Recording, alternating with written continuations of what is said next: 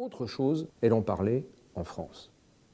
Quel peut être l'intérêt et quelles peuvent être les difficultés pour un maçon français de fréquenter ou d'appartenir à une loge émulation? Je crois que le grand intérêt, c'est se souvenir que l'on soit ou non sensible à la tonalité religieuse, aux multiples rappels aux saintes écritures qui parsèment les discours maçonniques anglais, peu importe, il faut se souvenir que c'est de là que vient la maçonnerie.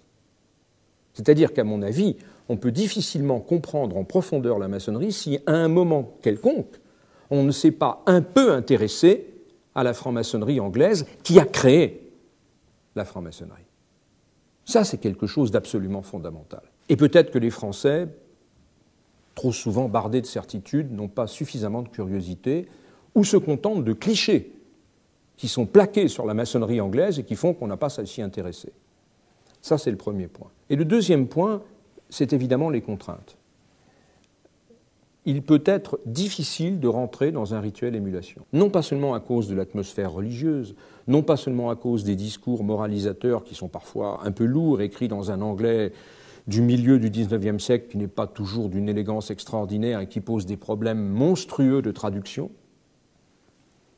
Tout ça est un peu difficile, mais ce n'est pas le plus difficile. Le plus difficile, je crois, pour un maçon français, c'est la discipline qu'impose émulation.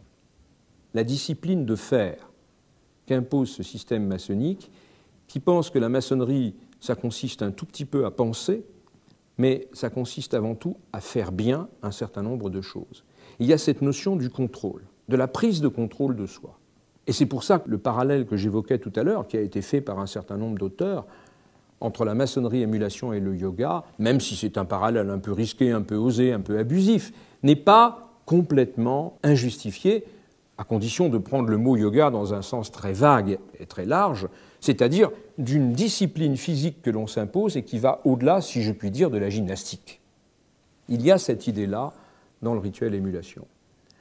Alors ce qu'on peut espérer, c'est que émulation, qui aujourd'hui représente à peu près 8 à 9 000 frères en France et quelques sœurs, mais très peu nombreuses, 8 à 9 000 frères qui pratiquent sur environ 140 000 maçons.